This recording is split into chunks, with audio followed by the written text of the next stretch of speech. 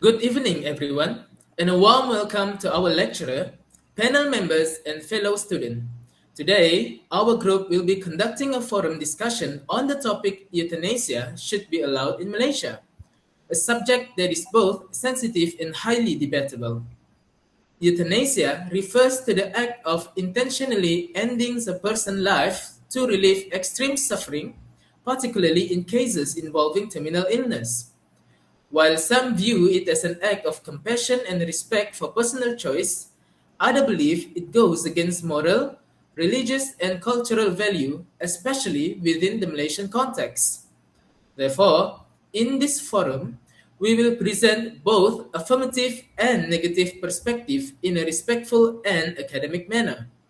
The purpose of this discussion is not to determine a single correct answer, but to encourage critical thinking, awareness, and understanding of this complex issue. Good evening, everyone. Today, I represent the affirmative side, supporting the view that euthanasia should be a law in Malaysia under strict medical and legal conditions. Imagine being terminally ill, enduring constant pain, unable to eat, move, or even breathe without machine, completely dependent on others. For this patient, life is no longer meaningful, it is prolonged suffering. Euthanasia gives them the chance to die with dignity on their own terms. Dying with dignity. Terminally ill patients often face incurable disease that destroy not only the body but also independence and personal dignity.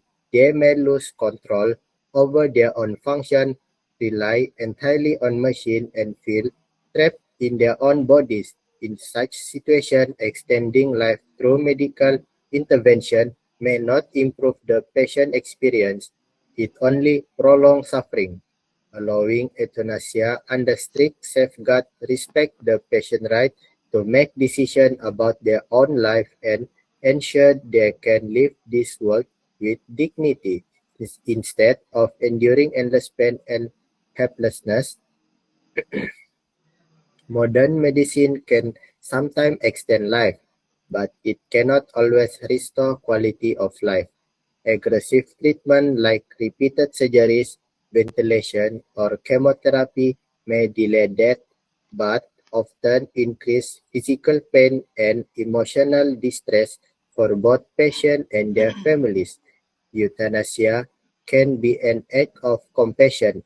It allows patients to end suffering in a controlled, respectful way and relieve families from watching their loved one endure prolonged pain.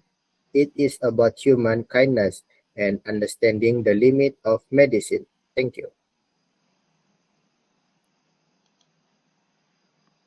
Okay, good day everyone. So, first of all, I want to say thank you to everyone for the represent for the affirmative about the euthanasia. But today, I want to represent the negative side, and I would like to respond firmly to the argument raised by the affirmative team. While euthanasia may be presented as an act of compassion, we must understand that in the Malaysian context, moral decisions cannot be separate from religious and cultural foundations that have long guided our society.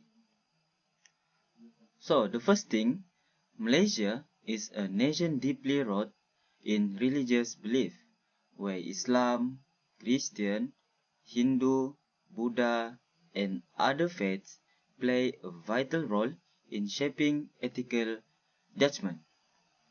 Across all these religions, one principle remains consistent: human life is sacred and granted by God.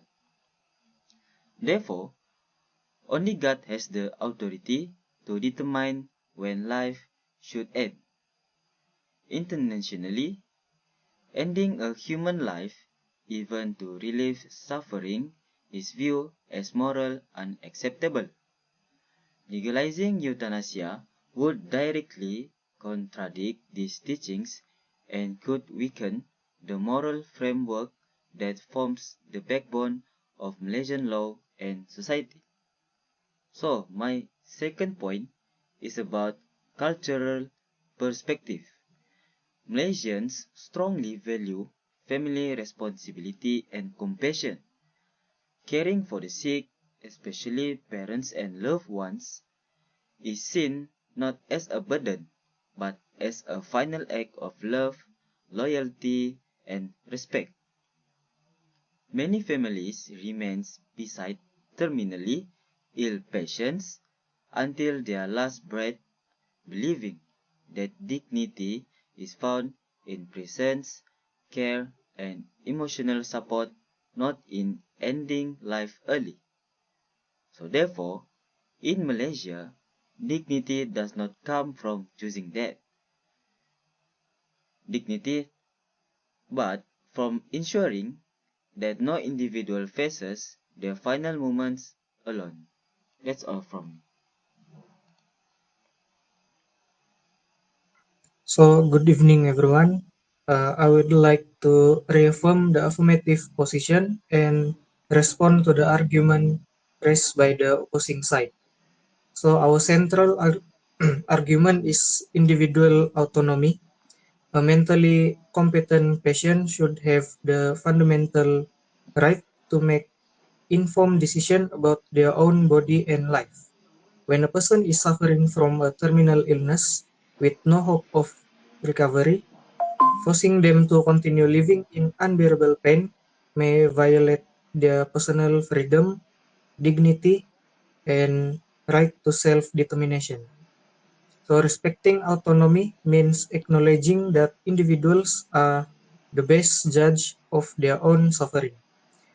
In response to concern about misuse or moral decline, euthanasia can be strictly regulated through clear legal framework. This would involve multiple medical evaluation, psychological assessment to confirm mental soundness, and legal approval to ensure that the decision is voluntary, informed, and free from external pressure. Such safeguards prevent abuse and protect vulnerable individuals.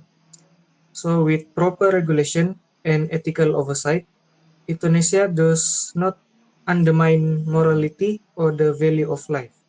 Instead, it reflects compassion, respect for human dignity, and the right to choose a peaceful end when continuous suffering offer no meaningful quality of life.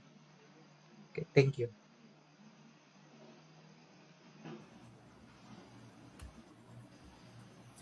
Thank you, Aaron, for the affirmative statement. But I disagree with the statement. I would like to challenge the argument.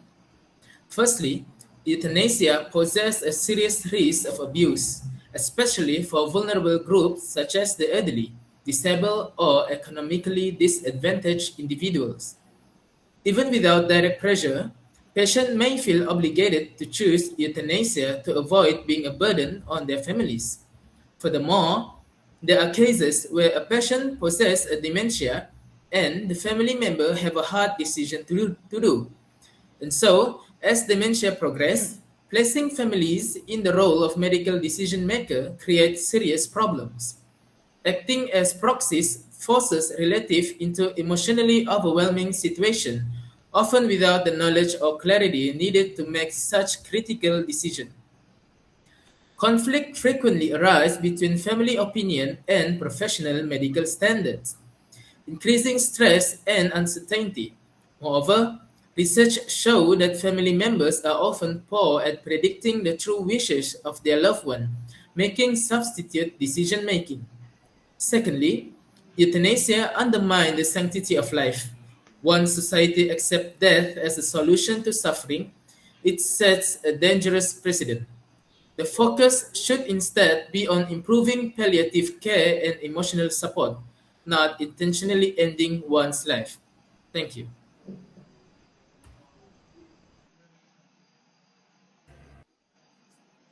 So, for the conclusion, the affirmative side believes that euthanasia, when practiced under strict medical, legal, and ethical control, offer compassion to those who suffer unbearably with no chance of recovery. It respects patient autonomy, preserves dignity, and prevents unnecessary things. Therefore, euthanasia should be considered as a human option within carefully defined limits. Thank you. Okay, from the negative side, I would like to sum up. The negative side strongly opposes euthanasia in Malaysia. It contradicts religious teaching, cultural values, and the moral principle that human life is sacred. Furthermore, the potential risk of abuse and psychological pressure outweigh any perceived benefits. Society should prioritize care, compassion, and medical support, not the intentional ending of life. Thank you. So, as a final statement, our group acknowledged that the issue of euthanasia can be viewed from both affirmative and negative perspective. So each member maintain their own stand based on personal reasoning, ethical understanding, and interpretation of societal value. This show that euthanasia is not an issue with a fixed right or wrong answer, but one that depends on perspective, belief, and context.